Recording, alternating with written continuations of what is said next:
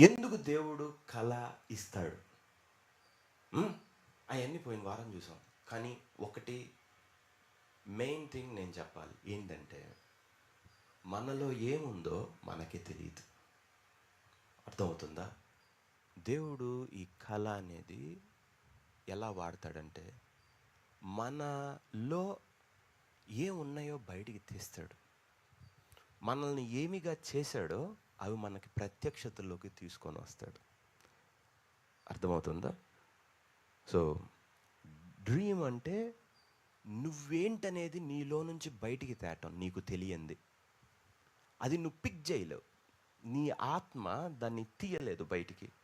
దానియేలులో ఉన్న ప్రవక్తని దేవుడు బయటికి తీశాడు.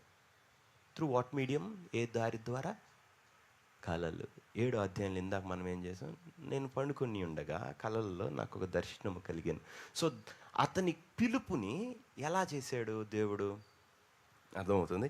యోసేపు ఉన్నాడు. యోసేపుకి ఏంటబ్బా అనుకుంటా ఉన్నాడు. యోసేపుని ఒక ఒక ఒక పన నుంచొని ఇవన్నీ. సో తనలో ఉన్నది తనకు తెలియదు. తను పుట్టింది ఎందుకో తనకే తెలియదు.